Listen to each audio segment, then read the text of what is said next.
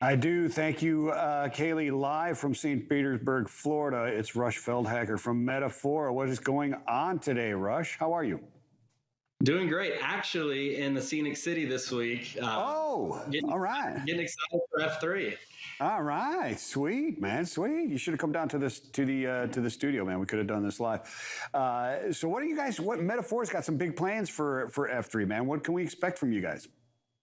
Yeah, so we have a large contingent coming to town. There's 7 of us, a lot of friends of the show. We're going to be hanging out, networking all week. Come check us out at our booth. It's going to be T27. Have a couple events going on and a live demo. It's going to be great. Awesome. So, Rush, I've heard through the Freightvine that Peter's going to be here, that Ryan Schreiber is going to be here, that we're going to see a little bit of a throwdown between our Michigan State fan, Ryan Schreiber, and our Ohio State fan, Michael Vincent. Oh, are we really? I don't know. Maybe we'll have some more cook-off or something. I think that's more Ryan's speed, right? We could... I don't know. I don't know. Ryan's scrappy. Don't underestimate him. Oh, you can't underestimate him. He's from somewhere, Michigan. You know, he's scrappy. He's like 8.5 feet tall, too. He's a pretty big dude.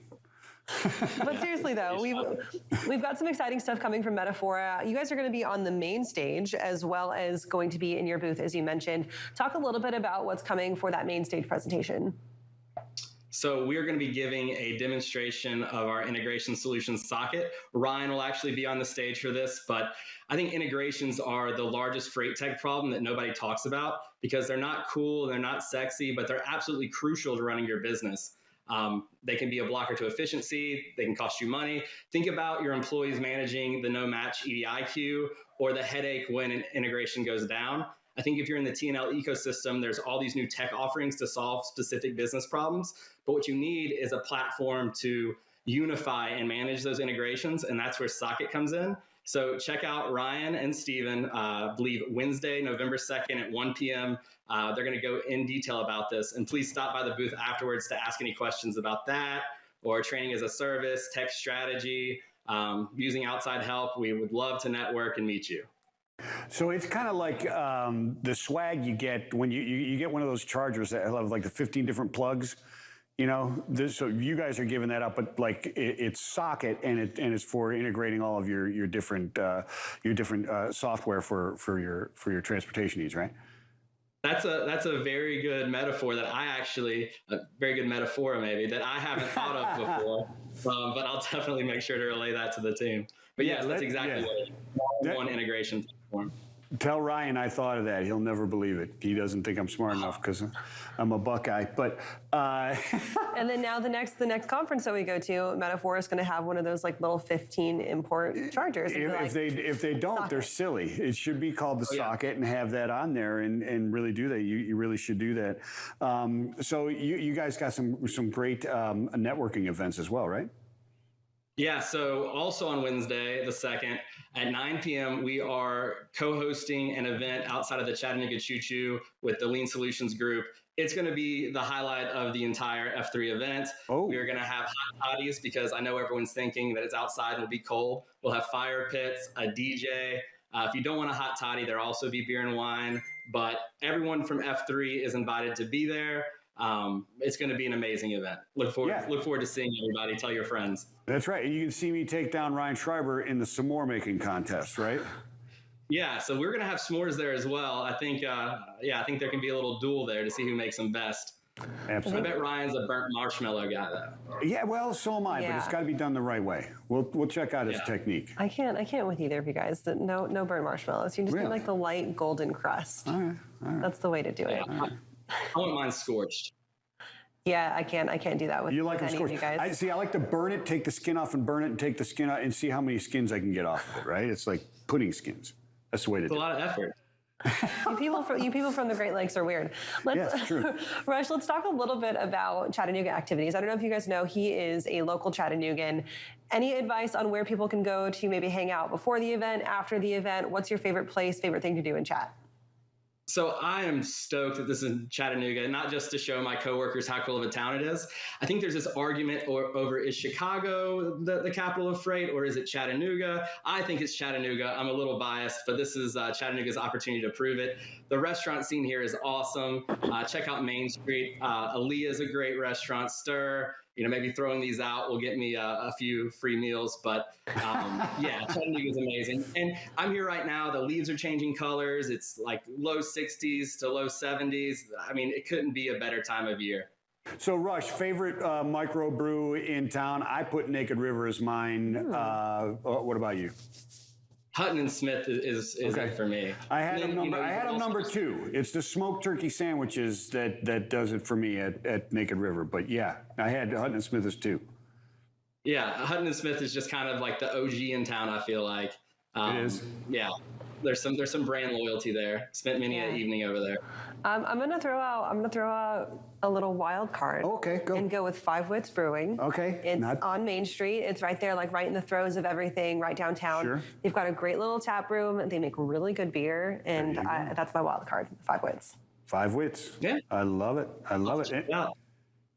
Yeah. And so, Rush, when we're actually talking about, content of the conference, is there anything that you're most excited to see or to do, to hear from? Maybe a booth that you are excited to check out other than Metafora, a presentation to hear other than what you guys are doing on Socket?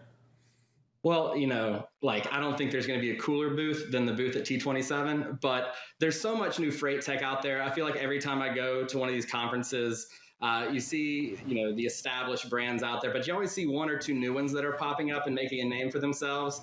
Maybe they're trying to solve like a different problem in the space that nobody's thought of. So my favorite part of these conferences, outside of just networking and talking to people, is walking around and learning about what's new in the space. And so I'm excited to see what new offerings are out there. Yeah, I'm really excited to see that as well and see what the future holds. It's really interesting in these spaces to try and figure out, or to watch, who are the winners or what are the winning strategies that are going to be out there for the new freight tech. We've seen some tough times out there right now, especially as things, the economy's kind of slowing and stuff like that. We've seen some layoffs and that type of stuff. In your opinion, what is the most important thing really that a company can be doing with their software and their integration right now to make sure that they don't become one of those casualties of this recession, of this slowdown that's happening? I think making sure that your business is running efficiently right now is more crucial than ever, especially with the uncertainty in the economy. You need to make sure that your T's are crossed and your I's are dotted. Do you like your TMS? But more importantly, do you have the right supporting tech for your business? Do you have a roadmap for the next 1 to 2 years on where you want to be? What's your contract to spot freight mix? And so I think you need to do a deep dive on your organization, determine like what current state is, how you want to get to future state. I just think that right now there's no room for error, and it's important to be really buttoned up. Yeah, it really is, and you see people tightening the belt loops or tightening their belt notches a little bit in these type of times. Technology and sales are not the two places you want to do that, right? Right. Yeah. I think that tech is going to help you be more, way more efficient. It can be expensive, but over the long term, it's going to pay for itself. And then sales, in a period of deflationary rates, the market becomes saturated, and it's important to have a large, robust sales force. It's also being strategic in who they're targeting. This isn't the time to really try the shotgun and call everybody approach. It's a time to be strategic about your network. Where is there an imbalance? Who should you be targeting? And then having a large, talented sales team to be able to go after those prospects. So do not cut sales right now. Yeah, it's really that approach with your tech is like I liken it to other areas of your business as well. What you're doing now, the investments in your strategy right now, should be for the next sine wave in the industry, right?